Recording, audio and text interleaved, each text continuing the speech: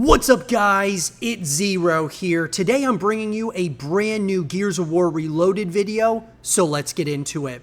So guys, there has been a ton of talk about Gears of War Reloaded, the highly anticipated next entry in terms of a game that we're getting within the Gears of War universe. And yes, it's a remaster of Gears of War 1, but Gears of War Reloaded is designed to quench our thirst for Gears of War E-Day, which I'm anticipating is going to be coming out in 2026, more than likely fall of 2026, guys.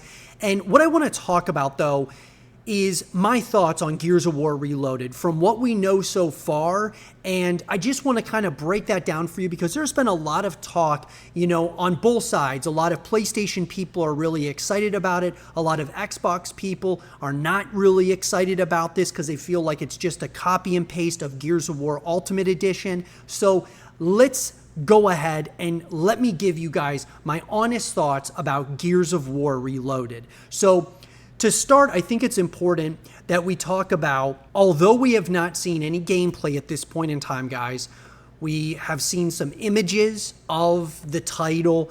I want to start with the cover art because the cover art for Gears of War Reloaded, I got to tell you, it's probably one of the major things that I have a problem with Gears of War Reloaded is the way that Marcus Fenix looks in Gears of War Reloaded, at least from the front cover art. If we compare it to Marcus Fenix back in 2006, that Gears of War, the original that came out, he looked way more like a badass than he does now. He looks like a Fortnite character that was created. He just doesn't look as much of a menace as he did back in 06. He just looked like he had been through some shit in the original Gears of War, which he had, and he did go through. He just looks like such a much greater presence than he does with this specific cover art. So that right off the rip, guys, I definitely will say that the cover art of Gears of War 1 back in 06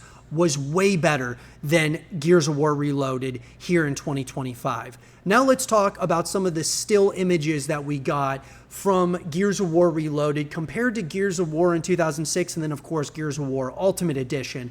And what I will say about that is it doesn't seem like a massive upgrade like we saw from Elder Scrolls Oblivion, right? It's not earth-shattering, guys, where the graphics are so much greater in Gears of War Reloaded than they were in Gears of War Ultimate Edition. It is definitely a step up from Gears of War in 2006, but what people have to realize is that Gears of War Reloaded is designed to open up Gears of War's franchise to PlayStation users who have never had a chance to play Gears of War. So this is porting Gears of War into a multi-console era, which is huge for Gears of War moving forward, especially if Gears of War Reloaded sells really well for PlayStation users.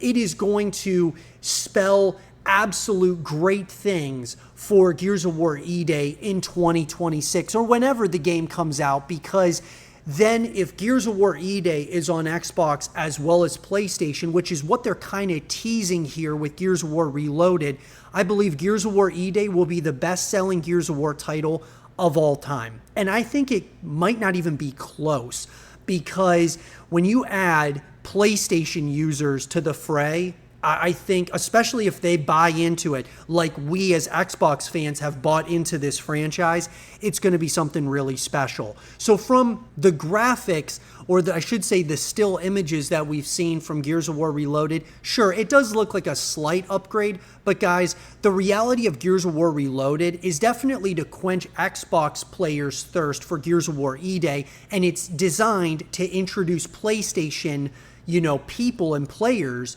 to Gears of War's franchise. That's the whole point of Gears of War Reloaded. Even though it doesn't seem like a massive upgrade from Gears of War Ultimate Edition, you got to look at it from, a franchise perspective. This is huge for the franchise that it's going to be on PlayStation as well as Xbox.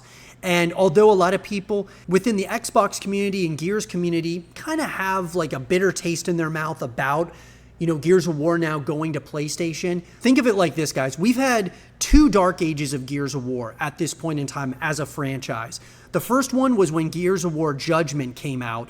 That game, guys, was definitely the weakest in the entire franchise by probably a wide margin. And we went into like this dark ages of Gears where a lot of people left the franchise to play other stuff. And then the second dark ages was after Gears 5. And even though I thought that Gears 5 was a decent entry, I didn't think it was nearly as bad as Gears of War Judgment. It still was not what a lot of Gears fans wanted. It wasn't really dark, wasn't really gritty like the original trilogy, which is what we all look back to because those were the golden years of Gears of War. And so Gears 5, we've had, 6 years now of no Gears content. Gears Esports was closed. I mean, like they stopped support on Gears 5. So we've been in somewhat of a dark ages of Gears once again. And what I believe that Gears of War Reloaded is going to do, porting the Gears of War franchise to PlayStation players, what that does now, guys, is Gears of War could be back for good. Like we get consistent content moving forward, whether it's, Gears of War E-Day to Gears 6 to Gears of War 2 Reloaded, Gears of War 3 Reloaded, Gears 7, a Gears of War Pendulum Wars title. There's like so many different options now when they're creating this avenue where PlayStation people can get involved in the Gears of War franchise. And it's just going to grow the scene as a whole, which may very well bring back Gears Esports. It could do so many different things for the franchise as a whole. So all of you guys who are Xbox players and Xbox fans, and of course fans of the Gears of War franchise, just know that although it doesn't seem like a massive upgrade, this is going to pay dividends for us long term. I believe it's kind of like an investment for the future, so to speak. It doesn't really help us so much right now, other than quenching our thirst, right now for Gears of War E-Day. And we get to play against a bunch of PlayStation players, which are going to be a lot of noobs at Gears of War more than likely. And so it'll be a really great way for us to introduce them to Gears of War as a franchise. I think it's going to be a lot of fun. And, look, playing Gears of War Reloaded or Gears of War 1 once again, it's one of the classics. And so I'm totally down to play it once again. And of course, I'm hoping that we get a Gears of War 2 Reloaded, Gears of War 3.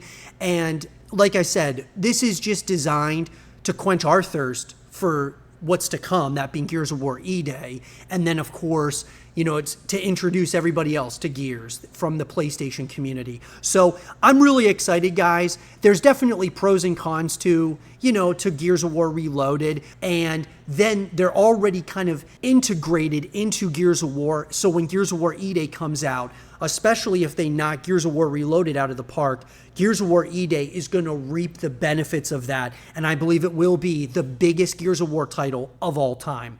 Let me know what you guys think, though, about Gears of War Reloaded, the pros, the cons. What do you guys think? Let me know in the comment section down below. And for more Gears of War Reloaded content and videos, keep it right here.